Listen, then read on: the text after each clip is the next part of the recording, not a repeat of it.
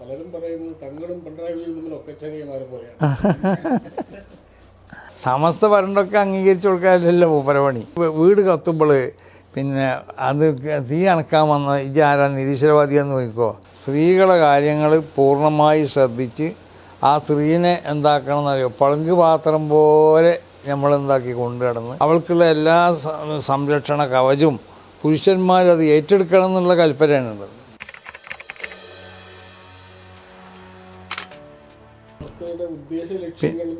ഉദ്ദേശ ലക്ഷ്യങ്ങളാ അതില് പ്രധാനപ്പെട്ട ആദ്യത്തെ ലക്ഷ്യങ്ങളായി കാണുന്നത് ഈ പരമ്പരാഗത ഇസ്ലാം. അതെ, പരമ്പരാഗതമായി ഇവിടെ അതെ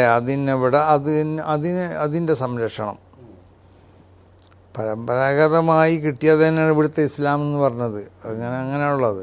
അപ്പോൾ ഇസ്ലാമിൻ്റെ ഈ പിന്നെ അത് നമ്മൾ പരമ്പരാഗതമായി കിട്ടിയെന്ന് പറഞ്ഞാൽ ഇങ്ങനെ വാപ്പാരും ഇങ്ങനെ പറഞ്ഞു പോകുന്നത് മാത്രമല്ല, നമ്മളെ സംബന്ധിച്ചിടത്തോളം ഒരു രേഖ സ്ഥിരീകരിക്കണം എന്നുണ്ടെങ്കിൽ, ഇപ്പോൾ ഒരു വിഷയത്തിനെ സംബന്ധിച്ചുള്ളൊരു മതവിധി സ്ഥിരീകരിക്കപ്പെടണം എന്നുണ്ടെങ്കിൽ അതിന് ഈ വിധി ഇപ്പോൾ നമുക്ക് എങ്ങനെയാണ് വന്നത്, ഇപ്പോൾ പ്രവാചകനിൽ നിന്നിട്ട് റിപ്പോർട്ട് ചെയ്യപ്പെടുന്ന അത് പ്രവാചക വചനങ്ങളുണ്ടല്ലോ. ഇപ്പോൾ ഖുർആനെ സംബന്ധിച്ചിടത്തോളം അങ്ങനത്തെ ഒന്നും അത് എഴുതപ്പെട്ടതായ അന്ന് പിന്നെ വളരെയധികം സംരക്ഷിച്ചുകൊണ്ട് എഴുതപ്പെട്ടതായ അതിന് രേഖകളുണ്ടായതുകൊണ്ട് അതിന് സംശയങ്ങളൊന്നുമില്ല. പ്രവാചകൻ്റെ ഈ പിന്നെ പ്രവൃത്തികൾ, പ്രവാചകൻ്റെ പിന്നെ വചനങ്ങൾ, ഇതൊക്കെ ഒരാൾ റിപ്പോർട്ട് ചെയ്യുമ്പോൾ ഈ റിപ്പോർട്ടറെ പറ്റി വലിയ പഠനം നടത്തും. അപ്പോൾ ഈ പരമ്പരയിലുള്ള എല്ലാവരെ സംബന്ധിച്ചും വലിയ പഠനം എന്ന് പറഞ്ഞാൽ ആഴത്തിലുള്ള പഠനം. അപ്പോൾ നിങ്ങൾക്ക് ഗ്രന്ഥങ്ങൾ നോക്കിയാൽ മനസ്സിലാവും. ഇപ്പോൾ ഓരോ റിപ്പോർട്ട് ചെയ്ത റിപ്പോർട്ടർമാരുടെ ജീവിതത്തിൽ അയാളെ പ്രസവിക്കപ്പെട്ടവരുടെ മുതൽ അയാളെ മരണം വരെയുള്ള സർവ്വ ചരിത്രങ്ങളും രേഖപ്പെടുത്തപ്പെട്ടിട്ടുണ്ട്. വലിയ ലൈബ്രറികളാണ് അതിലുള്ള പുസ്തകങ്ങൾ. ഒരാളെ പറ്റി തന്നെ പലരും എഴുതിയിട്ടുണ്ടാവും. അപ്പോൾ ഇതിൽ ഇയാൾക്ക് ഒരു നിലക്കുള്ള പോറലില്ലാത്ത ആളുകൾ റിപ്പോർട്ട് ചെയ്യപ്പെടുന്നതാണ് പിന്നെ എന്താവുള്ളൂ, സ്വീകരിക്കപ്പെടുള്ളൂ. മറ്റത് ചിലപ്പോൾ പ്രവാചകൻ പറഞ്ഞത് തന്നെ ആയിരിക്കാം, പക്ഷേ റിപ്പോർട്ടർമാരിൽ നമുക്ക് അയാളെ പറ്റി എന്തെങ്കിലും നിലക്കുള്ള തെറ്റിദ്ധാരണ, എപ്പോഴെങ്കിലും ഒരു കളവ് പറഞ്ഞു എന്നോ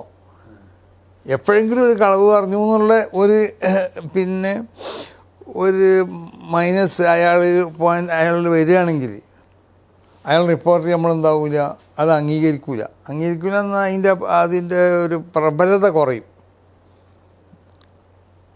അപ്പോൾ ആ നിലക്ക് രേഖപ്പെടുത്തപ്പെട്ട ഇത് നിയമങ്ങളാണ് ഇതൊക്കെ. അതിപ്പോൾ പരമ്പരാഗതമായിട്ട് ഇങ്ങനെ പരമ്പരാഗതമായിട്ട് വാപ്പാർ പറഞ്ഞു വന്നതെന്നോ ജ്യേഷ്ഠന്മാർ പറഞ്ഞു വന്നതെന്നോ ആ അർത്ഥത്തിലല്ല ഈ പരമ്പരാഗതം എന്ന് പറഞ്ഞാൽ. ഈ പരമ്പരാഗത മുസ്ലിം സംസ്കാരം സംരക്ഷിക്കണം എന്ന് പറയുമ്പോൾ കേരള മുസ്ലിം ഐക്യസംഘത്തിൽ നിന്ന് ആരംഭിക്കുന്ന ഒരു മുസ്ലിം നവോത്ഥാനത്തിൻ്റെ ചരിത്രം പറയുമ്പോൾ കേരള മുസ്ലിം ഐക്യസംഘത്തിൽ നിന്ന് പ്രചോദനം കിട്ടിയവരല്ല നമ്മൾ. മുസ്ലിം നവോത്ഥാനത്തിന്റെ ഒരു ചരിത്രം പറയുമ്പോൾ ഇപ്പം ഈ സലഫി ആശയങ്ങൾ പറയുന്നവരുടെ അവർ പറയുന്ന ഒരു ആശയങ്ങൾ കാണല്ലോ ഈ മുസ്ലിം നവോത്ഥാന ചരിത്രം. അത് അവർ അങ്ങനത്തെ ഒരു അവകാശവാദം അവർക്കുണ്ട്. അവകാശവാദം എന്ന് മാത്രമേ പറ്റി പറയാൻ പറ്റൂ. കാരണം അവരാണ് ഇവിടെ ഏതുണ്ടാക്കിയത്, നവോത്ഥാനത്തിൻ്റെ നായകന്മാർ അവരാണ്. അത് ശരിയല്ല, അത് തെറ്റാണ്, പൂർണ്ണമായിട്ട് തെറ്റാണ്. നവോത്ഥാനം ഉണ്ടാക്കിയത് എന്ന് പറഞ്ഞാൽ ഇവിടെ അത് ഇസ്ലാമിൽ പുതിയൊരു നവോത്ഥാനത്തിൻ്റെ ആവശ്യമില്ലല്ലോ. എന്താണ് ഈ മതത്തിൽ കേരളത്തിലെ ഇസ്ലാമിന് അതുകൊണ്ടുണ്ടായ നേട്ടം എന്താണ്? അതായത് ഇപ്പം മതം എന്ന് പറഞ്ഞാൽ നമ്മൾ മനസ്സിലാക്കേണ്ട ഒന്നുമില്ല. മതം എന്ന് പറഞ്ഞാൽ ഈ മതവും യുക്തിയായിട്ടൊരു ബന്ധം ഇല്ല. അതോടുകൂടെ മതത്തിൻ്റെ ഓരോ പല സംഗതികളിലും യുക്തി ഉണ്ടാവാം.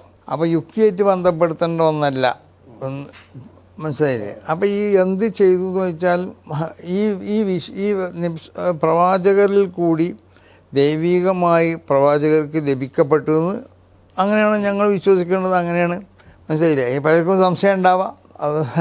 അപ്പോൾ ആ ലഭിക്കപ്പെട്ട സന്ദേശങ്ങളും ആ പിന്നെ നിയമങ്ങളും ആ നിയമസംഹിതകളൊക്കെ അതിൻ്റെ ആ തനിമയോട് കൂടി അതിനെ സംരക്ഷിക്കപ്പെടണമല്ലോ. ആ സംരക്ഷണമാണ് ഇപ്പോൾ നമ്മൾ നടത്തിക്കൊണ്ടിരിക്കണമെന്ന് പറഞ്ഞല്ലോ. അപ്പോൾ എന്ത് നേട്ടം ഉണ്ടായിന്ന് ചോദിച്ചിട്ടാണെങ്കിൽ ഖാദിയാനിസം വന്നപ്പോൾ ഖാദിയാനികൾ പറഞ്ഞൊരു പ്രവാചകൻ്റെ ശേഷം ഒരു പ്രവാചകനായിക്കൊണ്ടാണ് അയാൾ ഇവിടെ അവതരിച്ചത്. അങ്ങനെ ഒരു പ്രവാചകൻ ഉണ്ടാവാൻ പാടില്ല എന്നുള്ളത് നമ്മുടെ വിശ്വാസമാണ്. അപ്പോൾ അതിനെ എതിർക്കാൻ നമുക്ക് കഴിഞ്ഞ് അതിലേക്ക് ജനങ്ങൾ പോകുന്നതിന് ഞങ്ങളെ സംബന്ധിച്ചിടത്തോളം ഒരു മതത്തിൻ്റെ അതിൻ്റെ മൂല്യങ്ങളും അതിൻ്റെ നിയമങ്ങളൊക്കെ സംരക്ഷിക്കാൻ കള്ള തെരീക്കത്ത് എന്ന് പറഞ്ഞാലും അങ്ങനെ തന്നെ. തെരീക്കത്ത് എന്ന് പറഞ്ഞാൽ മനുഷ്യൻ ഇപ്പോൾ തെരീക്കത്ത് തന്നെ മനുഷ്യനെ ഇസ്ലാമിൻ്റെ മുസ്ലിങ്ങളെ സംബന്ധിച്ചിടത്തോളം ഇസ്ലാം മതത്തിൻ്റെ ആ ശരിയായ റൂട്ടിൽ കൂടി സഞ്ചരിപ്പിക്കുക എന്നുള്ളത്. അതുകൊണ്ടാണ് സൂഫിയാക്കളാവുന്ന എന്ന് പറയുന്ന മഹാന്മാരൊക്കെ മുമ്പ് നമുക്കൊക്കെ ഒരു പിന്നെ വെടിത്താന്ന് തോന്നും. അവർ ചില സാധനങ്ങൾ ഒരു ഉറുമ്പിനെ ഒരു സ്ഥലത്ത് നിന്ന് കിട്ടിയാൽ അവരെ കുപ്പായത്തിലോ മറ്റോ ആയിട്ട് അത് എവിടുന്നാണ് കൂടിയത് അവിടെ കൊണ്ടുപോയി അതിനെ എന്താക്കും വിട്ടേച്ച് പോരും. അത്രമാത്രം ശ്രദ്ധിച്ച് ജീവിച്ച ആളുകളാണ്. അപ്പോൾ ഇസ്ലാമിൻ്റെ ശരിയായ റൂട്ടിൽ കൂടി ജനങ്ങളെ സഞ്ചരിപ്പിക്കുക എന്നുള്ളതാണ് സൂഫി തരീക്കത്ത് എന്ന് പറഞ്ഞാൽ. അപ്പോൾ ചില ആളുകൾ അവരെ ഭൗതികമാവുന്ന താല്പര്യങ്ങൾക്ക് വേണ്ടി ഇതിനുപയോഗപ്പെടുത്തി. എന്നിട്ട് അവർ അതാണ് നമ്മൾ വ്യാജ തെരീക്കത്ത് എന്നൊക്കെ പറയുന്നത്. തെരീക്കത്ത് എന്ന് പറഞ്ഞത് എപ്പോഴും ഇസ്ലാമിക ശരീഅത്തിനോട് എതിരാവാൻ പാടില്ല. ഇസ്ലാമിക ശരീഅത്ത് അനുസരിച്ച് ജനങ്ങളെ ജനങ്ങളെ സഞ്ചരിപ്പിക്കലാണ്. അപ്പോൾ ശരീഅത്തിന് വിരുദ്ധമാവുന്ന ഒന്നും തെരീക്കത്തിൽ ഉണ്ടാവാൻ പാടില്ല. അങ്ങനെ പലതും ഉണ്ടാകുമ്പോഴാണ് നമ്മൾ അതിനെന്താകുന്നത് എതിർക്കുന്നത്. ഇപ്പോൾ ഇവിടെ പല കള്ളത്തരി ചോറ്റൂര് മറ്റത് എന്ന് പറഞ്ഞ ഒരുപാട് തെരീക്കത്തുകൾ വന്നു. അവരെ അങ്ങനെ പലരെയും നമ്മൾ എതിർക്കേണ്ടി വന്നു. ആ എതിർത്തതാണ്. ഇപ്പോൾ മുജാഹിദ് പ്രസ്ഥാനത്തിന് എതിർക്കണം, ആശയപരമായിട്ട് അവരൊക്കെ എതിർക്കുന്നുണ്ട്. പക്ഷേ മനുഷ്യരെന്നുള്ള നിലക്കോ അല്ലെങ്കിൽ മറ്റു നിലക്കുള്ള ബന്ധങ്ങൾക്കൊന്നും അതിന് പിന്നെ തകരാറ് വരാൻ പാടില്ലല്ലോ. അതിപ്പോഴുണ്ട്. ഇപ്പോൾ ഒരു മുജാഹിദാണെങ്കിലും ജമാഅത്തെ ഇസ്ലാം ഇവരോടൊക്കെ നമ്മൾ സംസാരിക്കുന്നത്, കല്യാണത്തിന് വിളിക്കുന്നത്, അവരൊക്കെ നമ്മളെ അയൽവാസികളും മറ്റും ആ നിലക്കുള്ള ബന്ധങ്ങളൊക്കെ ഉണ്ടാവും. അതിപ്പോൾ മറ്റൊരു മാസത്തിലാണെങ്കിലും ഉണ്ടാവുമല്ലോ. മറ്റൊരു മാസത്തിലാണെങ്കിലും അങ്ങനെയാണല്ലോ നമ്മൾ പെരുമാറേണ്ടത്. വളരെ അടുത്ത കാലം വരെ മുസ്ലിം സമൂഹത്തിന്റെ ഒരു ശബ്ദമായിട്ടോ അല്ലെങ്കിൽ മുഖമായിട്ടോ പൊതുവിടങ്ങളിൽ വരാറ് ഒന്നുകിൽ ജമാഅത്ത് ഇസ്ലാമി പറയുന്ന അവർ എടുക്കുന്ന ഭയങ്കര അഗ്രസീവ് ആയിട്ടുള്ള കാര്യങ്ങൾ ചർച്ച ചെയ്യപ്പെടാറുണ്ട്. അല്ലെങ്കിൽ SDP പോലുള്ള പാർട്ടികൾ വളരെ ന്യൂനപക്ഷമാണ് അവര്. പക്ഷെ എന്നാലും മുസ്ലിം സമൂഹത്തിന്റെ ശബ്ദവും മുഖവും അവരായിരുന്നു ഒരു വളരെ അടുത്ത കാലം വരെ. എന്നാൽ അങ്ങനെ നമ്മൾ വിശ്വസിക്കുന്നില്ല കേട്ടോ. പൊതുസമൂഹത്തിൽ അപ്പോൾ അവർക്ക് അങ്ങനെ പൊതുസമൂഹം അങ്ങനെ മനസ്സിലാക്കിയിട്ടുണ്ടാവും. പക്ഷെ ഇപ്പൊ തങ്ങൾ കുറച്ചുകൂടി മുന്നോട്ട് വന്നതോടുകൂടി അതിനൊരു മാറ്റമുണ്ട്. ഈ മുസ്ലിം കമ്മ്യൂണിറ്റിയിൽ മെജോറിറ്റിയും വളരെ പീസ്ഫുൾ ആയിട്ടുള്ള സെക്യുലർ മനസ്സുള്ളവരാണെന്ന് മറ്റ് ആളുകൾക്ക് മനസ്സിലായി ഇപ്പോഴാണ്. കാരണം ജമാഅത്ത് ഇസ്ലാമി മുസ്ലിം സമുദായത്തിന്റെ ഒരു ശബ്ദമാകുമ്പോൾ സ്വാഭാവികമായിട്ടും മറ്റ് സമുദായങ്ങളിൽ മുസ്ലിം സമുദായത്തെ പറ്റി തന്നെ ഒരു തെറ്റിദ്ധാരണകൾ പലതും ഉണ്ടാവാറുണ്ട്. പക്ഷെ അതൊക്കെ അതിൽ നിന്നും ഒരു മാറ്റം ഇപ്പോൾ നമ്മൾ കാണുന്നുണ്ട്. അല്ല, ഇതൊക്കെ നമ്മൾ സമസ്തയെ സംബന്ധിച്ചിടത്തോളം ഇപ്പം ഞാൻ പറയണേ നമ്മൾ അല്ലെങ്കിൽ ഞങ്ങൾ സ്വീകരിക്കണ ഈ നയത് പഴയ നയം പണ്ടേയുള്ള നമ്മളെ നയം തന്നെയാണ്. പണ്ടുള്ള നമ്മളെ ഉസ്താദന്മാരൊക്കെ നയം അങ്ങനെ തന്നെ. നമ്മളെ മുമ്പത്തെ ഇതിന് നേതൃത്വം നൽകിയ പണ്ഡിതന്മാർ അവരൊക്കെ വലിയ കാഴ്ചപ്പാടുള്ള ആളുകളായിരുന്നു. എല്ലാ നിൽക്കും കാഴ്ചപ്പാടുള്ള ആൾ. അല്ല, അത് പ്രകടമാകുന്നതല്ല, നിങ്ങളൊക്കെ ശ്രദ്ധിക്കേണ്ടത് ഞാൻ പ്രസിഡൻ്റ് അതിൻ്റെ ശേഷമാണ്. അപ്പോൾ അങ്ങനെ പറയാം. ഇത് അല്ല, അത് മുമ്പ് തന്നെ ഉണ്ടത്. ഇപ്പം മുമ്പ് തന്നെ അങ്ങനെ തന്നെ ഉള്ളത്. മുമ്പ് തന്നെ ഇത് ഒരു ബാറൊന്നിൻ്റെ ഒരു നിങ്ങൾ ഉദ്ദേശിച്ചതുപോലെ ബി ടീമൊന്നുമല്ല. ഇതെന്ന് പറഞ്ഞാൽ ഇവിടെ ഇപ്പം ഭൗതിക പിന്നെ താല്പര്യങ്ങൾക്ക് വേണ്ടി സ്ഥാപിക്കപ്പെട്ട ഒന്നല്ലത്. ഭൗതികമായി നമുക്ക് എന്തെങ്കിലും ഇപ്പോൾ ഇവിടെ ഭരണത്തിൽ കയറിയിട്ട് എന്തെങ്കിലും കാര്യങ്ങൾ നേടിയെടുക്കണം, ഗവൺമെൻറ്റിൽ ശബ്ദിക്കണം, ഇതിനൊന്നും വേണ്ടിയല്ലല്ലോ. അങ്ങനത്തെ ഉദ്ദേശങ്ങളൊന്നും സമസ്തകളുടെ ജമീയത്തുൽ ഉലമക്കില്ല. ആത്മീയമായി ജനങ്ങളെന്താക്കുക, അവർക്ക് ആവശ്യമായ നിർദ്ദേശങ്ങളൊക്കെ നൽകി അവരെ ഉയർത്തിക്കൊണ്ടുപോകുക എന്നുള്ളത് മാത്രമേ ഉദ്ദേശമുള്ളൂ. അതോടുകൂടി ഒരു സംഘടന എന്നുള്ള നിലയ്ക്ക് ഇത് ഇന്ത്യ മഹാരാജ്യം പോലത്തെ ഒരു ജനാധിപത്യ രാഷ്ട്രത്തിലാവുമ്പോൾ ആ ജനാധിപത്യ സ്ഥിതിയിൽ അവർ സ്വീകരിക്കേണ്ട ചിലതുണ്ടാവും. ഇപ്പം മതസൗഹാർദ്ദം ഞാൻ പറഞ്ഞല്ലോ, ചാരിറ്റി പ്രവർത്തനം, വിദ്യാഭ്യാസം, സാംസ്കാരിക പ്രവർത്തനം, അങ്ങനത്തെ സംഗതികളൊക്കെ ചെയ്യേണ്ടി വരും. അപ്പോൾ അതൊരു തെറ്റിദ്ധാരണയാണ്. പിന്നെ ഇപ്പോഴത് പ്രകടമായിട്ടുള്ളൂ എന്ന് പറഞ്ഞാൽ ഇപ്പോഴങ്ങളൊക്കെ ശ്രദ്ധിച്ചിട്ടുള്ളത് മാത്രം. ശ്രദ്ധയോടുകൂടി വീക്ഷിക്കുന്നുണ്ട്, സമസ്ത എന്ത് പറയുന്നു, സമസ്ത എന്ത് നിലപാടെടുക്കുന്നു എന്ന് ശ്രദ്ധിക്കുന്നുണ്ട്. അതിന്റെ ഭാഗമായിട്ടാണ് നമ്മുടെ ഈ അതായത് സമസ്ത ഈ 100 വർഷത്തോളമായിട്ട് സമസ്തനെ സംബന്ധിച്ച് എല്ലാവരും മനസ്സിലാക്കിയല്ലോ ഇത് എങ്ങനത്തെ ഒരു സംഘടനയാണ്. ഏതെങ്കിലും നിലക്കുള്ള ആക്ഷേപങ്ങൾ പറയപ്പെടാൻ ഒന്നുമില്ല. ഏതെങ്കിലും ഭീകരവാദം അല്ലെങ്കിൽ വർഗീയത, ഇതൊന്നും സമസ്തൻ്റെ ചരിത്രത്തിൽ ഇതുവരെ സമസ്തയോട് ബന്ധപ്പെട്ട സമസ്ത നേതാക്കന്മാരാരും അങ്ങനത്തെ ഒരു പ്രസ്താവന നടത്തുകയൊന്നും ചെയ്തില്ല. അപ്പോൾ ഇത് ഏത് നിൽക്കും എല്ലാവർക്കും വിശ്വസിക്കാൻ കൊള്ളാവുന്ന ഒരു സംഘടനയാണെന്ന് ജനങ്ങൾക്ക് ബോധ്യപ്പെട്ടു. അപ്പോൾ സമസ്തൻ്റെ മതപരമായ കാര്യങ്ങൾ ഞങ്ങൾ പറയുന്നത് എല്ലാവരും ശ്രദ്ധിക്കുമല്ലോ, അത് സ്വാഭാവികമാണ്, അങ്ങനെ ശ്രദ്ധിക്കണം. മതപരമായ കാര്യങ്ങൾ മാത്രമല്ല, രാഷ്ട്രീയ കാര്യങ്ങളിലും അല്ല, രാഷ്ട്രീയ കാര്യങ്ങളിൽ അങ്ങനെയല്ല, അത് മതത്തിനോട് ബന്ധപ്പെട്ടോടത്തെ അഭിപ്രായം പറയുള്ളൂ.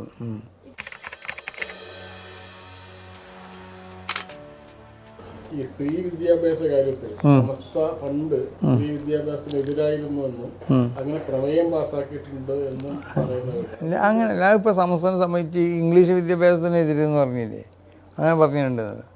അതായത് അത് നമ്മൾ അന്ന് പിന്നെ ബ്രിട്ടീഷുകാരോടുള്ളതായ പൂർണ്ണമായ ഒരു എതിർപ്പിൻ്റെ കാലഘട്ടമുണ്ട്. ആർക്കും ഇംഗ്ലീഷ് വിദ്യാഭ്യാസത്തിനോട് എതിരുണ്ടായിട്ടല്ല. അപ്പോൾ ആ ബ്രിട്ടീഷുകാരോടുള്ള എതിർപ്പ് ജനങ്ങളിൽ ഉണ്ടാക്കുക എന്നുള്ള നിലക്ക്, അതൊരു രാജ്യസ്നേഹി എന്നുള്ള നിലക്ക്, അല്ലെങ്കിൽ രാജ്യത്തിനെ സ്നേഹിക്കുന്നവരെന്നുള്ളവർക്ക് എല്ലാവർക്കും ഉണ്ടാവേണ്ടതാണ്. ആ നിലക്ക് പറഞ്ഞിട്ടുണ്ട്. എന്നതുപോലെ സ്ത്രീ വിദ്യാഭ്യാസത്തിനെ സമസ്ത പിന്നെ എതിർത്തിട്ടൊന്നുമില്ല, മനസ്സിലായില്ലേ. സ്ത്രീ വിദ്യാഭ്യാസം എന്ന് പറഞ്ഞാൽ ഇസ്ലാമിൻ്റെ ആവിർഭാവം മുതൽ തന്നെ വലിയ പണ്ഡിതകളാവുന്ന സ്ത്രീകളുണ്ടെന്നല്ലോ. ഇപ്പോൾ പലരും ഇപ്പോൾ ആയിഷ റളിയല്ലാഹു തആല അൻഹ, ഹഫ്സ റളിയല്ലാഹു തആല അൻഹ പോലത്തെ അങ്ങനെ പല ഖതീബത്തു നിസാ എന്ന് പറഞ്ഞാൽ പെണ്ണുങ്ങളിൽ നിന്ന് പ്രസംഗിക്കണ സ്ത്രീകളായ സഹാബി പിന്നെ സ്ത്രീകളുണ്ടെന്ന്. അവർ പ്രവാചകനോട് പല ചോദ്യങ്ങളും ചോദിക്കാൻ വന്നിങ്ങനെ സ്ത്രീകളുണ്ടെന്ന്. അപ്പോൾ അതുകൊണ്ട് സ്ത്രീ വിദ്യാഭ്യാസത്തിനെ എതിർത്തിട്ടില്ല, അത് എതിർത്തതുമല്ല, അതിനെ നിരുത്സാഹപ്പെടുത്തിയതല്ല. ഒരു കാലഘട്ടത്തിൽ ഇപ്പോൾ നമുക്കറിയാം സ്ത്രീകൾ പിന്നെ പൊതുവെ അവരെ ഒരു പ്രത്യേക അന്നത്തെ ഒരു അവസ്ഥ അങ്ങനെയാണ്. ഇതെന്ന് പറഞ്ഞാൽ പിന്നെ സാമ്പത്തികമായിട്ടും മറ്റുമൊക്കെ ഇതിന് വലിയൊരു ഇതൊന്നും കഴിവില്ലാത്തൊരു കാലഘട്ടം എന്നല്ല ഇവിടെ ഉണ്ടായിരുന്നത്. അന്ന് വീടിൻ്റെ ഉള്ളിൽ പിന്നെ ആണുങ്ങൾക്ക് ഭക്ഷണം ഉണ്ടാക്കി കൊടുത്തു, അങ്ങനെ വേണ്ട സൗകര്യങ്ങളൊക്കെ ചെയ്തു കൊടുത്തു.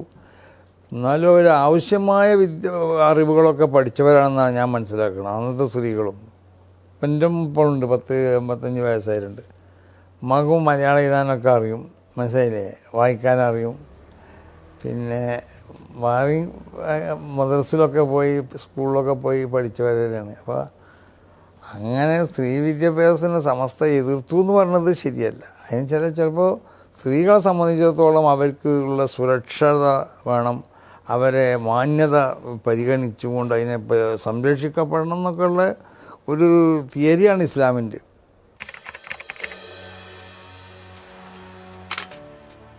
ഏക സിവിൽ കോഡ് ചർച്ചയിൽ ഇന്നലെ മഞ്ഞനാട്ടിൽ ചർച്ച നടന്നത് ഏക സിവിൽ കോഡ് ഇപ്പം വേണ്ട, പക്ഷേ മുസ്ലിം വ്യക്തി നിയമങ്ങളിൽ ചില പരിഷ്കാരങ്ങളാവാം. അതിപ്പം കമ്മ്യൂണിസ്റ്റുകാർ മൊത്തത്തിലുള്ളത് നിലപാടാണ്. ആ നിലപാടിനൊരു സമസ്തയുടെ നിലപാടാണ്. അല്ല, അത് പറയട്ടെ, അപ്പോൾ നമുക്ക് പറ്റില്ല എന്നുള്ളത് എങ്ങനെയാണ് അവർ ഉദ്ദേശിക്കുന്നത് എന്നുള്ളത് നമ്മൾ പറയട്ടെ, അപ്പം നമുക്ക് അതിന് മറുപടി വേണം. ഈ ഏക മുസ്ലിം നിയമങ്ങൾ, അതായത് വ്യക്തി നിയമങ്ങൾ, ശരീഅത്ത്, അപ്പോൾ ശരീഅത്തിൽ അല്ലെങ്കിൽ ശരീഅത്തിലുള്ള നിലക്കുള്ള ഭേദഗതി നമ്മൾ അത് അംഗീകരിക്കാൻ പറ്റില്ല. ആര് പറഞ്ഞാൽ അവർ പറയുന്നത് അതിൽ സ്ത്രീ വിരുദ്ധമായിട്ടുള്ള ചില നിലപാടുകളുണ്ട്.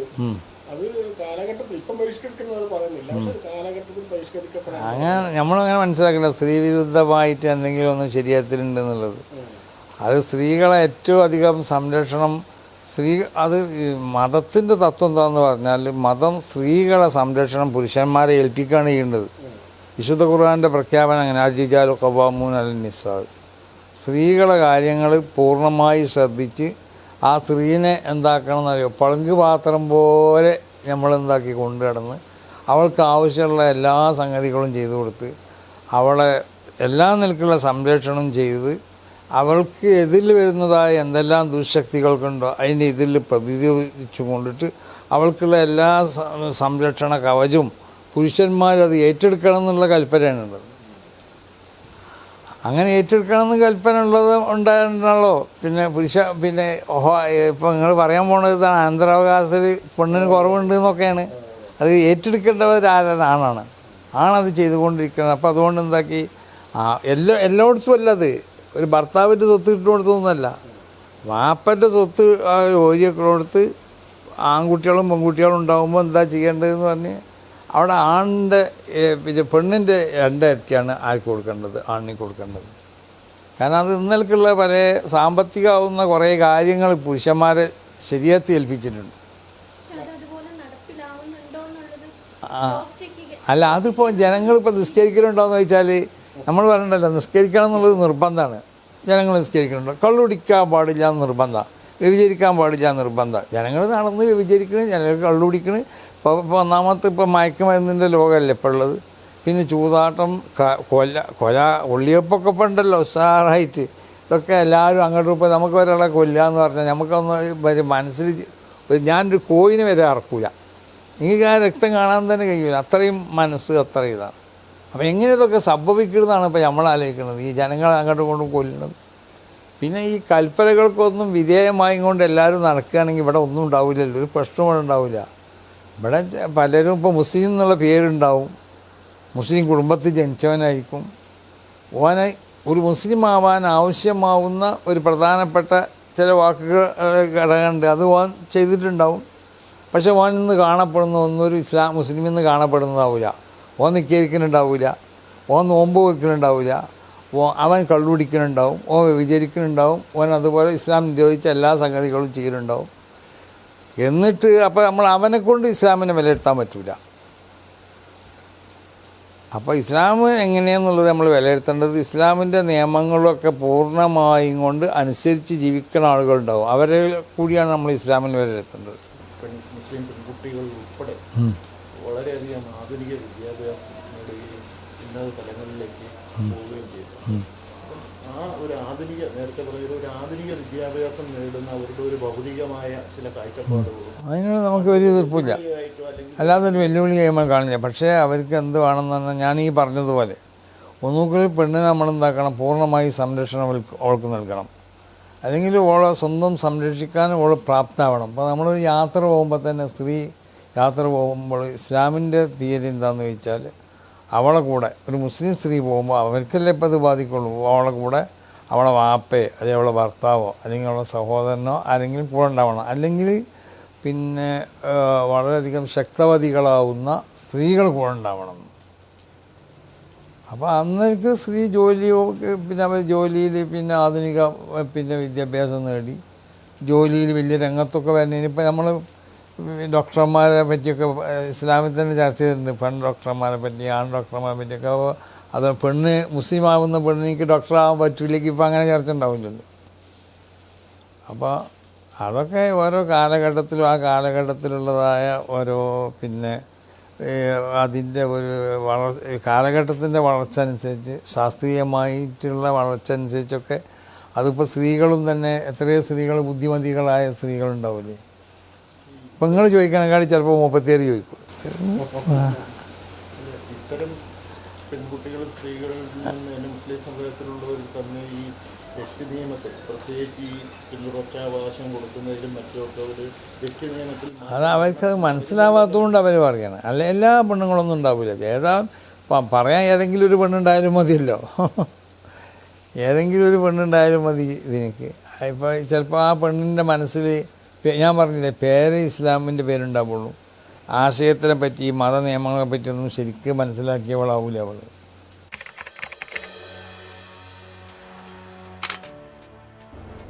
ഈ ഏകീകൃത സിവിൽ കോഡിന്റെ വിഷയത്തിൽ CPM ഒരു സെമിനാർ നടത്തും, സമസ്ത പങ്കെടുക്കുമല്ലോ. ഇപ്പോഴും ഞാൻ പ്രസംഗിച്ചു വന്നതാണ്. ലീഗ് അതിൽ നിന്ന് മാറി നിൽക്കുന്നത് അതെന്താണെന്ന് ചോദിച്ചാൽ അത് അവർ ലീഗ് അതിൽ നിന്ന് മാറി നിന്നല്ല, ലീഗിൻ്റെതായ രാഷ്ട്രീയമായ ഒരു ബന്ധങ്ങളുണ്ടാവും. അപ്പോൾ അവരെ ഒരു ഒപ്പമുള്ള രാഷ്ട്രീയക്കാരെ മുന്നണി ബന്ധമുണ്ടല്ലോ. അപ്പോൾ കോൺഗ്രസ്സിനെ ക്ഷണിച്ച് അവർ ലീഗിനെ മറുപടി പറഞ്ഞല്ലോ, കോൺഗ്രസ്സിനെ ക്ഷണിക്കാത്തത് കൊണ്ട് ഞങ്ങളതിനെന്താക്കണില്ല, പങ്കെടുക്കണില്ല. ആ മുന്നണിക്കൊരു വിള്ളലുണ്ടാക്കണ്ട എന്നുള്ളതാണ് അവർ മനസ്സിലാക്കിയത്. അതോടുകൂടി CPM നടത്തുന്നതായ ഈ പരിപാടിനോട് അവർ എതിർപ്പുള്ളവരെന്നല്ല അതിൻ്റെ അർത്ഥം.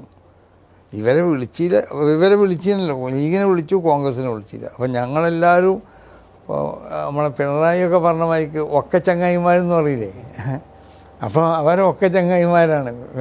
മുഖ്യമന്ത്രി പിണറായി വിജയൻ പറഞ്ഞ മുമ്പ് ഒക്കെ ചങ്ങായി എന്ന് പറഞ്ഞില്ലേ, എന്നതുപോലെ ഇവരെ ഒക്കെ ചങ്ങായിമാരാണ് ആരും നടന്നത്, കോൺഗ്രസ് മറ്റുള്ള ആ സഖ്യകക്ഷികളൊക്കെ.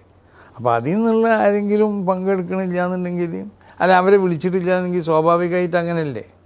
ഇപ്പോൾ നമ്മൾ വലിയ സുഹൃത്തുക്കളാണ്, നമ്മൾ രണ്ടാളും കൂടി എല്ലാ ഇതിലും പരിപാടിയിലും നമ്മൾ ഒന്നിച്ച് പങ്കെടുക്കുന്നവരാണ്.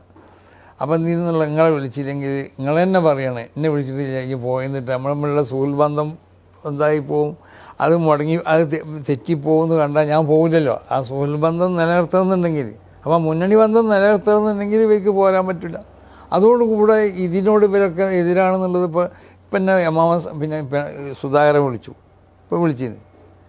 22-ാം തീയതി ഇവിടെ കോഴിക്കോട് പരിപാടിയുണ്ട്, മറ്റേ ഇവിടെ പരിപാടിയുണ്ട്, ഇവിടെ തിരുവനന്തപുരത്ത് പരിപാടിയുണ്ട്. ഇന്നലെ എമ്മാസം വിളിച്ചു, അതിലൊക്കെ നിങ്ങൾ പങ്കെടുക്കുക. നമ്മൾ പങ്കെടുക്കാമെന്ന് പറഞ്ഞാൽ നമ്മൾ പങ്കെടുക്കുക, നമ്മൾ പ്രതിനിധിയൊക്കെ എന്ത് ചെയ്യുന്നതാണ്.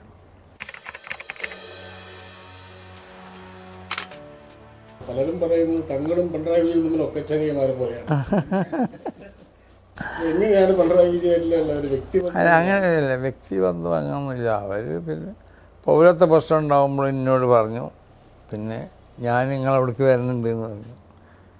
അപ്പോൾ ഞാൻ പറഞ്ഞു എൻ്റെ വീട്ടിലേക്ക് ഞാൻ മന്ത്രിമാരെ അല്ലെങ്കിൽ നേതാക്കന്മാരെ ആരും കയറ്റിട്ടില്ല, അങ്ങനത്തെ ഒരു സംവിധാനം നമ്മളെടുത്തില്ല.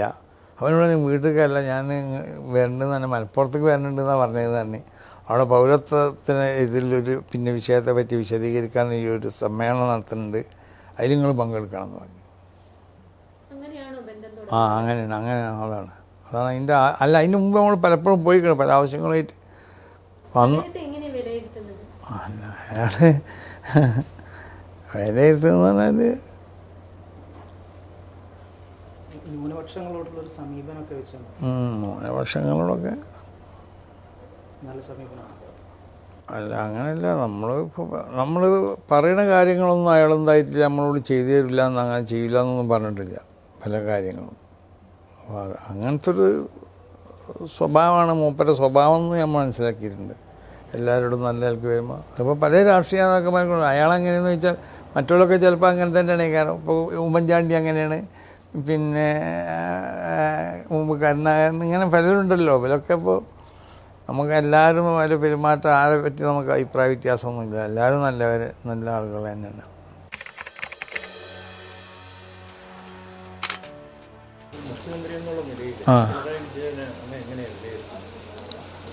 അതിപ്പോൾ ഞാൻ പറയണോ? അതിപ്പോൾ എന്നോട് ചോദിക്കണ്ട.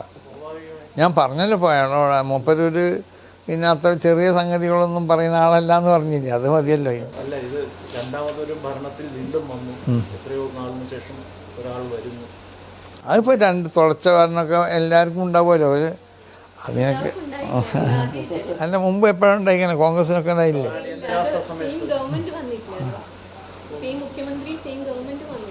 കാരണം എന്ന് പറഞ്ഞാൽ പല സംഭവങ്ങളിലും ഇടപെട്ടിട്ടുണ്ട്. അപ്പോൾ അദ്ദേഹത്തിൻ്റെ ഒരു മുഖ്യമന്ത്രി എന്നുള്ള നിലയിൽ പിണറായി വിജയനെ എങ്ങനെയാണ് അങ്ങ് വിലയിരുത്തുന്നത്? അല്ല, മുഖ്യമന്ത്രി എന്നുള്ള നിലക്ക് പിന്നെ അയാൾ മുമ്പത്തെ ഭരണത്തിൻ്റെ ഗുണമായിരിക്കും ചിലപ്പോൾ ജനങ്ങളെ രണ്ടാമത് അംഗീകരിച്ചത്.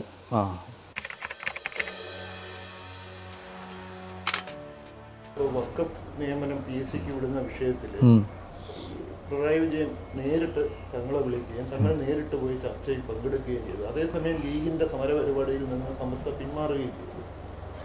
ശരിക്കും അങ്ങനെ ഒരു അല്ല, ഞാൻ നേരിട്ട് പോയല്ലോ, എന്നെ വിളിച്ച് അയാൾ പറഞ്ഞിട്ടുണ്ട്. ഞാൻ അയാളോട് പറഞ്ഞു ഇങ്ങനെ വിടരുതെന്ന് പറഞ്ഞു. ഏത് PSCക്ക് വിടാതൊക്കെയാണ് നല്ലത്. അപ്പോൾ മുമ്പ് പറഞ്ഞ നിയമസഭയിൽ പാസ്സാക്കിയൊരു ബില്ലാണ്, നമുക്കതിൽ അങ്ങനെ വിടണമെന്നുള്ള താല്പര്യമൊന്നും ഇല്ലയെന്ന് പറഞ്ഞു. ഇനി വിടട്ടെ വിടാതിരിക്കട്ടെ, എങ്ങനെയാലും എനിക്ക് കുഴപ്പമൊന്നുമില്ല. അന്ന് നിയമസഭയിൽ ആരും അതിനെ എതിർത്തില്ലാന്ന് മൂപ്പര് പറഞ്ഞത്. പിന്നെ ആരോ ചിലരൊക്കെ പറഞ്ഞല്ല, ഈ അന്ന് നിയമിക്കപ്പെട്ടവരെ പിരിച്ചുവിടേണ്ടത് ഉണ്ടാവരുതെന്ന്. അപ്പോൾ അത് മൂപ്പര് സമ്മതിച്ചു എന്നും പറഞ്ഞു. അതാണ് ഉണ്ടായത്. പിന്നെ പള്ളിയിൽ പറയാമെന്ന് പറയുമ്പോൾ അത് പ്രശ്നം ഉണ്ടാക്കും. പള്ളിയിൽ പലരും ഉണ്ടാവേണ്ടതാണ്. ചിലപ്പോൾ ഇതിനോട് അനുകൂലമുള്ളവരില്ലാത്തവരൊക്കെ ഉണ്ടാവും, അത് പ്രശ്നം ഉണ്ടാവും. അങ്ങനെ ചില പള്ളിയിലൊക്കെ ഉന്തും തള്ളുമൊക്കെ അടിയൊക്കെ ഉണ്ടായില്ല. അപ്പോൾ അങ്ങനത്തെ ഒരു അന്തരീക്ഷം ഇവിടെ ഉണ്ടാവരുതെന്ന് വിചാരിച്ച് ഞാൻ പറഞ്ഞതാണ് പള്ളിയിൽ പറയരുത് എന്നുള്ളത്.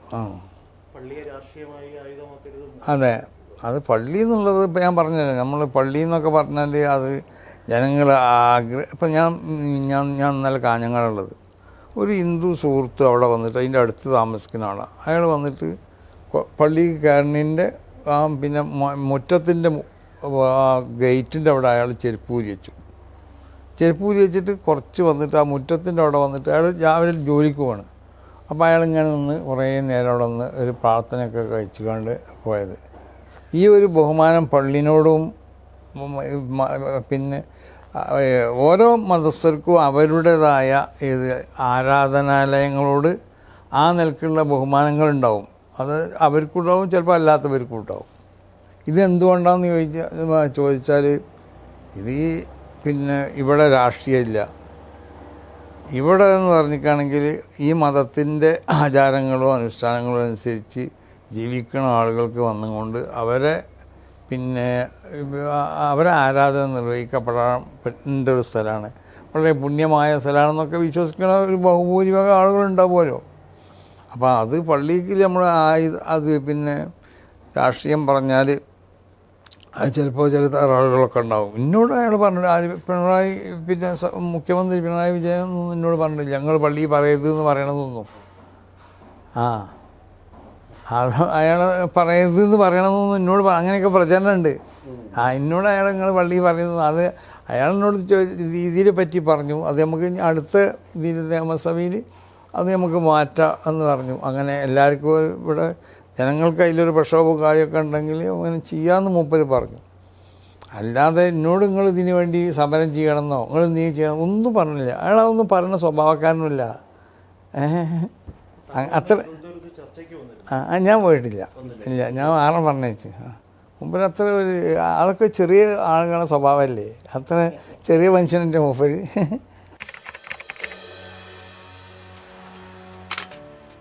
കമ്മ്യൂണിസവുമായിട്ട് എങ്ങനെയാണ് സമസ്തയുടെ നിലപാടെന്ത്? അതായത് സമസ്ത ഇപ്പോൾ കമ്മ്യൂണിസ്റ്റ് എന്നുള്ളത് നിരീശ്വര പിന്നെ നിരീശ്വര നിർമ്മിത പ്രസ്ഥാനം ആണ് അവരെന്നുണ്ടെങ്കിൽ ആ നിരീശ്വര നിർമ്മിത ആ തത്വങ്ങളോട് ഇസ്ലാമിക്ക് യോജിച്ച് പോകാൻ പറ്റില്ലല്ലോ. ആ യോജിപ്പുണ്ട്. നമ്മൾ പറഞ്ഞില്ലേ മനുഷ്യൻ എന്നുള്ളവർക്ക് യോജിക്കും, അവരോട് നമ്മൾ സൗഹാർദ്ദത്തിൽ കഴിയും. ഒരു പാർട്ടി എന്നുള്ളവർക്ക് ഇപ്പോൾ കമ്മ്യൂണിസ്റ്റ് പാർട്ടി ഇവിടെ ഏക സിവിൽ കോഡിനെതിരല്ലേ, പിന്നെ അവർ പ്രത്യേകമായിട്ട് രംഗത്ത് വന്നിട്ടുണ്ട്. കോൺഗ്രസ് രംഗത്ത് വന്നു, മുസ്ലിം ലീഗ് പിന്നെ ഏതായാലും രംഗത്ത് വരേണ്ടവരാണ്. അങ്ങനെ പലരും രംഗത്ത് വന്നു. അങ്ങനെ രംഗത്ത് വന്നപ്പോൾ ഇതൊരു ഈ കേരളത്തിലെ ഇന്ത്യയിലെ എല്ലാ ജനങ്ങളെയും ബാധിക്കണമെന്നുള്ള നിലക്ക് അവർ സംഘടിപ്പിക്കുന്ന പരിപാടിയിൽ ഇപ്പോൾ നമ്മൾ പങ്കെടുക്കുമല്ലോ. അപ്പോൾ നമ്മളിപ്പോൾ ഒരു വീട് കത്തുമ്പോൾ പിന്നെ അത് തീ അണക്കാൻ വന്ന ഇജ് ആരാ നിരീശ്വരവാദിയാന്ന് നോക്കിക്കോ, അല്ലെങ്കിൽ ഇജ് മുസ്ലിമാന്ന് നോക്കിക്കോ. ഒരു മുസ്ലിമിൻ്റെ വീടാണ് കത്തുള്ളത്, എന്നാൽ ഇജ് നിരീശ്വരവാദിയാണ്, അല്ലെങ്കിൽ ഇജ് ഹിന്ദു മതക്കാരനാണ്, ഇജ് ക്രിസ്ത്യാനിയാണ്, ഇജൊന്നും ഇതിന് വരാൻ പാടില്ല എന്ന് നമ്മൾ പറയില്ലല്ലോ. അപ്പോൾ അങ്ങനത്തെ ഈ പൊതു സ്വഭാവങ്ങളിൽ അവർ ഓരോരുത്തർക്കും ഇപ്പോൾ കമ്മ്യൂണിസ്റ്റുകാരുടെ വിശ്വാസം ഉണ്ടാവും, കോൺഗ്രസ്സുകാർക്ക് കോൺഗ്രസിൻ്റെ വിശ്വാസം ഉണ്ടാവും.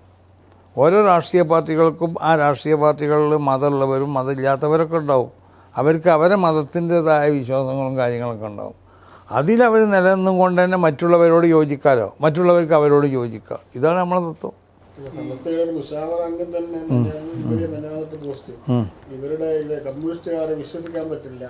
അതൊക്കെ അത് ഞാനല്ലേ മറുപടി പറയേണ്ടത്. അത് അയാളെ വ്യക്തിപരമായ അല്ലെങ്കിൽ കാഴ്ചപ്പാടോ എന്തോ ആയിരിക്കും. ചരിത്രം പറഞ്ഞിട്ടാണ് പറയുന്നത്. പേര് മുസ്ലിയുടെ കാലത്ത് അദ്ദേഹം ഒരു CPM-ന്റെ അന്നത്തെ കമ്മ്യൂണിസ്റ്റുകാരുടെ കൊടി വലിച്ചു കീറി കത്തിച്ച് കളഞ്ഞിട്ടുണ്ട്.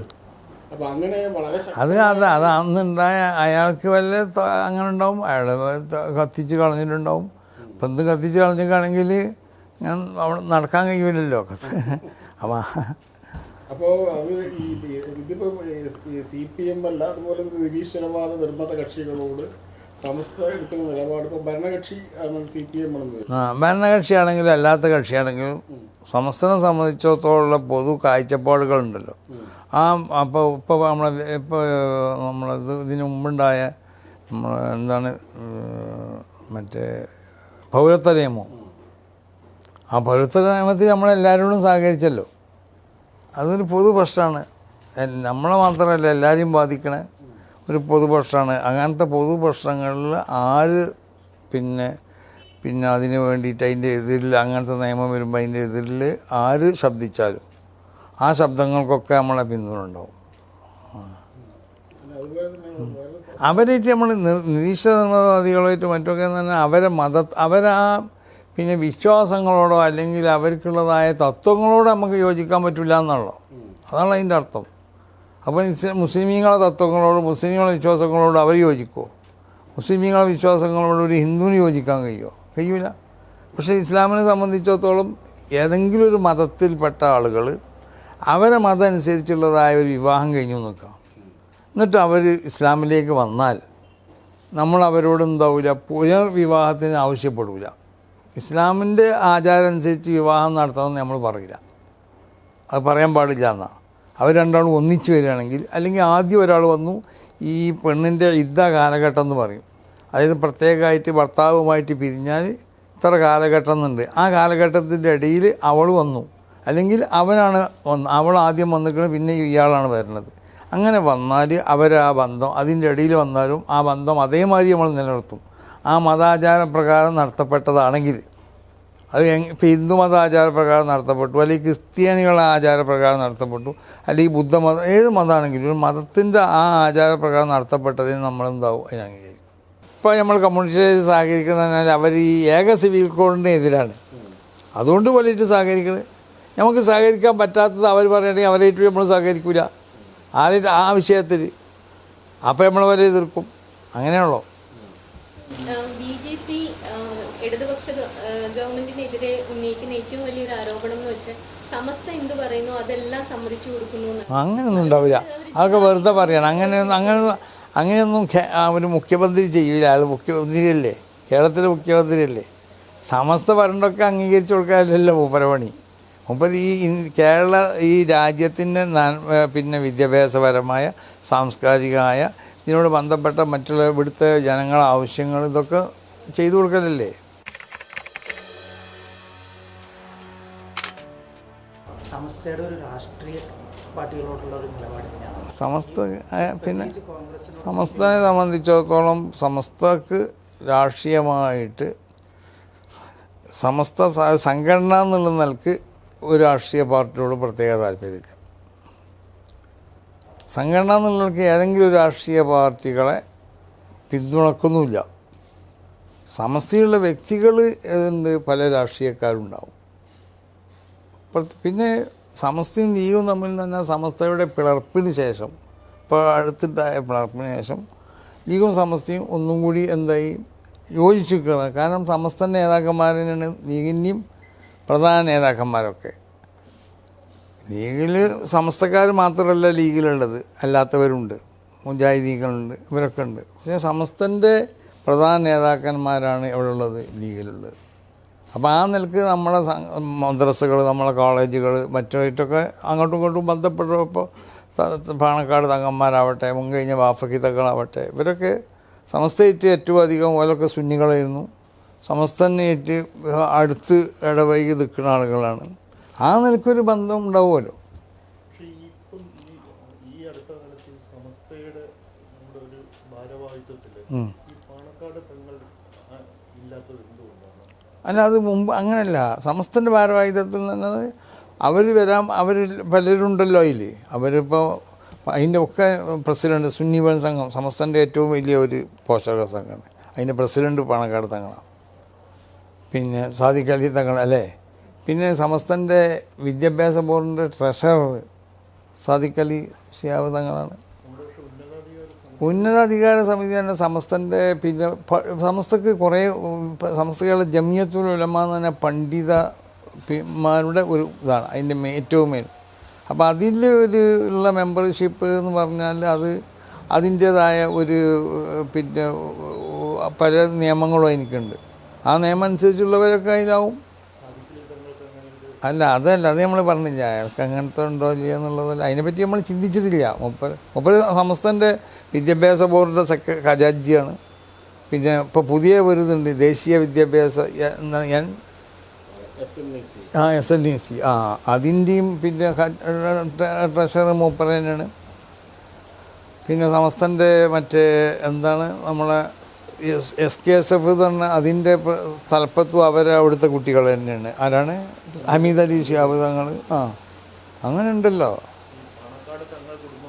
അല്ല അവരെ നമ്മൾ സമസ്തൻ്റെ ഇതിലൊക്കെ ആയാൽ തന്നെ പോലെ അവരെ വല്ല ഒഴിവാക്കിയതൊക്കെ പിന്നെ കുറേ മുമ്പും ഇവരൊന്നും ചിലപ്പോൾ അവരൊന്നും ഇപ്പം എന്താണ് നമ്മളെ മുഹമ്മദ് അലി ശിഹാബ് തങ്ങൾ മൂപ്പര് സമസ്തൻ്റെ ജമിയത്തുൽ ഉലമയില്ലേന്നല്ലോ, മൂപ്പര് പണ്ഡിതനും അല്ലായിരുന്നോ, വലിയ പണ്ഡിതനല്ലായിരുന്നോ?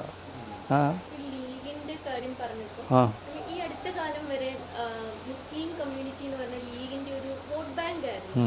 ഇപ്പൊ കോണിക്ക് വോട്ട് ചെയ്തില്ലെങ്കിൽ നരകത്തിൽ പോകുന്നൊക്കെ പറഞ്ഞ അങ്ങനെ ഒരു കാലം പോലും നമുക്കുണ്ടായിരുന്നു. അതിപ്പോൾ നിങ്ങൾ പറഞ്ഞല്ലോ കോടി ചുട്ടത് ഇറക്കിയില്ലേ? ഇതിൽ നിന്നൊക്കെ ഒരുപാട് മുന്നോട്ട് പോയിട്ടുണ്ട് മുസ്ലിം സമുദായം. അല്ല അതല്ല, മാറ്റത്തെ തങ്ങൾ എങ്ങനെ ഇതൊന്നും സമസ്തൻ്റെ നയമല്ലല്ലോ. എന്ന് പറഞ്ഞാൽ ഇതൊക്കെ പിന്നെ കോൺഗ്രസ്, ലീഗ്, കമ്മ്യൂണിസ്റ്റ് ഇവർക്കൊന്നും വോട്ട് ഇതിലേക്ക് അത് നരകത്ത് പോകുന്നൊക്കെ ഉള്ളത് ഈ ഒരു മാറ്റം അല്ല. അത് അന്ന് പിന്നെ ആളുകൾക്ക് വിവരം കുറയുമ്പോൾ അന്നേൽക്കുള്ള പലതും ഉണ്ടായിട്ടുണ്ടാവാം.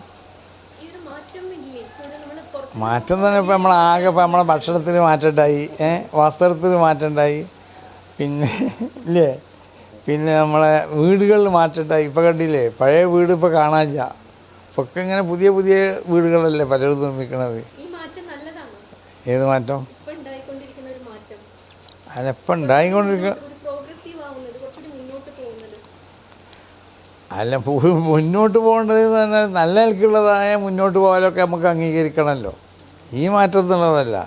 ഇതിപ്പോൾ ഇത് നമ്മൾ സംഘടന കൂടി പറയേണ്ടതല്ലത്. ഇത് ഓരോ വ്യക്തികൾക്കും അവരുടേതായ രാഷ്ട്രീയ നയങ്ങൾ അല്ല പാർട്ടികളോടുള്ളതായ രാഷ്ട്രീയം ഉണ്ടാവും. ആ രാഷ്ട്രീയം അനുസരിച്ചായിരിക്കും ഓരോരുത്തരും. അതിപ്പോൾ വളരെ കോൺഗ്രസ് കുടുംബത്തിൽ നിന്ന് വന്ന ഒരുത്തനാണെങ്കിൽ തന്നെ ഓൻ ചിലപ്പോൾ കമ്മ്യൂണിസ്റ്റ് ആവും. ഇപ്പോൾ EMS നമ്പൂതിരിപ്പാട് മൂപ്പര് കോൺഗ്രസ്സുകാരല്ലേ ഇതോ, ഇനി മൂപ്പര് കമ്മ്യൂണിസ്റ്റ് ആയില്ലേ. ലീഗ് കുടുംബത്തിൽ നിന്ന് വന്നവൻ ചിലപ്പോൾ കോൺഗ്രസ് ആവും, ചിലപ്പോൾ വേറെ വല്ല പാർട്ടിയിലും പോവും. ഇപ്പോൾ പുതിയ കുറേ പാർട്ടികളുണ്ടല്ലോ, നിങ്ങൾ പറഞ്ഞല്ലേ, ഇതാണ് SNDP, പിന്നെ SNDP അല്ല മറ്റേത് SFI അതുപോലെ തന്നെ വെൽഫെയർ പാർട്ടി, അതിലേക്കൊക്കെ പോകുന്നുണ്ടല്ലോ. അതൊക്കെ നമ്മൾ പറയേണ്ടതല്ല അതൊന്നും.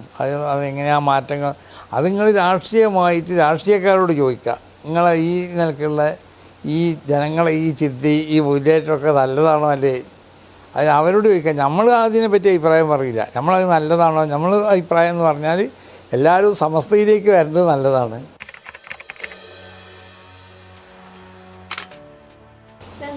കുറച്ച് മുന്നേ ശശി തരൂരിനെ പറ്റി ഒരു വന്ന് കണ്ടപ്പോൾ ഒരു ഇത് പറഞ്ഞു, അദ്ദേഹം ഒരു വിശ്വപൗരനാണെന്നും കോൺഗ്രസിനെ പഴയ പ്രൗഢിയിലേക്ക് തിരിച്ചു കൊണ്ടുവരാൻ ശ്രമിക്കുന്ന ഒരാളാണെന്നും പറഞ്ഞു. തരൂരിനെ മുന്നിൽ നിർത്തിക്കൊണ്ട് ഇലക്ഷനെ നേരിടണം കോൺഗ്രസ് എന്ന അല്ല അഭിപ്രായം ഒന്നും എനിക്കില്ല. അത് ഞാനല്ല പറയേണ്ടത്, അത് അവർ കോൺഗ്രസ്സുകാരല്ല പറയേണ്ടത്. ഞാനെങ്ങനെ കോൺഗ്രസ് ശശി തരൂരിനെ അല്ലെങ്കിൽ രാഹുൽ ഗാന്ധിനെ അല്ലെങ്കിൽ പിന്നെ ആരെ ഈ ഇവരെ വലിയ നേതാക്കന്മാരുണ്ടല്ലോ, കോൺഗ്രസിൻ്റെ ഇപ്പോഴത്തെ പ്രസിഡൻ്റില്ലേ, അവരെ മുൻനിർത്തിക്കൊണ്ടിട്ടോ അത് ആരാന്നുള്ളത് ഞാനല്ല പറയേണ്ടത്. അത് അവർ ആ പാർട്ടി ജയിക്കാൻ വേണ്ടിയുള്ള എല്ലാ വിഷയങ്ങളെ പറ്റിയുള്ള കാര്യം അവർ പലപ്പോഴും ആലോചിക്കണത്. അപ്പോൾ അവരാലോചിച്ച് കണ്ടെത്തിയിട്ടുണ്ടാവും നമ്മൾ ആരെ മുൻനിർത്തണമെന്ന്. ശശി തരൂർ പിന്നെ മറ്റേ നമ്മളെ ഇതിൻ്റെ ഐക്യരാഷ്ട്രസഭൻ്റെ സെക്രട്ടറിയാണ്. അപ്പോൾ ഒരു ചില്ലറക്കാരനല്ല അയാൾ. ഐക്യരാഷ്ട്രസഭൻ്റെ സെക്രട്ടറി ഒരാളാവണമെന്നുണ്ടെങ്കിൽ അയാൾ വലിയ ആൾ തന്നെ ആവണമല്ലോ. മുസ്ലിം സമുദായത്തിനുള്ളിൽ ഒരു തീവ്രവാദ ചില ഇത് അസ്വാരസ്യങ്ങളും പിന്നെ ആടുമേക്കാൻ പോകുക, എങ്ങനെ തങ്ങൾ ഇതിനെ? അല്ല അത് നമ്മൾ ആ തീവ്രവാദം ഞാൻ പറഞ്ഞല്ലോ, സമസ്തക്ക് ഒരിക്കലുമായിട്ട് യോജിക്കാൻ പറ്റില്ല. പിന്നെ ഏത് ആ തീവ്രവാദ സ്വഭാവങ്ങളോടോ തീവ്രവാദങ്ങളോടോ ഒരിക്കലും യോജിക്കാൻ പറ്റില്ല. അത് ഇസ്ലാമിനെ ശരിക്കും മനസ്സിലാക്കാത്തതുകൊണ്ടാണ്. ഇസ്ലാമിനെ മനസ്സിലാക്കി ഇപ്പോൾ ഇവിടെ ഇന്ത്യയിൽ നമുക്ക് ഭക്ഷണമുണ്ട് ഇങ്ങനെ 100 പ്രാവശ്യം പറയാം. എന്നിട്ട് ജനങ്ങളോട് നമുക്ക് ഭക്ഷണം ഇനി എങ്ങനെ നമ്മൾ പ്രശ്നം തീർക്കുക? നമ്മളിങ്ങനെ തീവ്രവാദ ഗ്രൂപ്പായിട്ട് തീർക്കാണ്ട് പ്രശ്നം തീർക്കാൻ നമുക്ക് കഴിയുമോ? ഇവിടുത്തെ ഇന്ത്യയിൽ നല്ല ഏത് രാജ്യത്തും താമസിക്കുന്നവർക്ക് അവരുടേതായ ചില പ്രശ്നങ്ങളൊക്കെ ഉണ്ടാവും. അപ്പോൾ ഈ തീവ്രവാദം എന്നുള്ളത് ഒരു പ്രശ്ന പരിഹാരത്തിന് പറ്റിയ നയമല്ലത്. അപ്പോൾ അവർ പിന്നെ ഈ ആടുമേക്കാൻ പിന്നെ പോകേണ്ടതോ എങ്ങനെയാണ്, ആടുമേക്കാൻ പോയാലും ഇനി പശുവിനെ മേക്കാൻ പോയാലും എവിടേക്ക് പോയാലും ഇത്തരം തീവ്രവാദ നിലപാടുകളിൽ ജമാഅത്തെ ഇസ്ലാമി പോലുള്ള സംഘടനകൾക്ക് വലിയ അതെനിക്ക് പറയാൻ കഴിയൂല. ജമാഅത്ത് ഇസ്ലാമിക്കോ മുജാഹിദിനിക്കോ ഒക്കെ അതിൽ പങ്കിട്ടോ ഇല്ലെന്നുള്ളത് അല്ല ഞങ്ങൾക്ക് അതിൽ പങ്കില്ല, അതെനിക്ക് പറയാൻ കഴിയുള്ളൂ.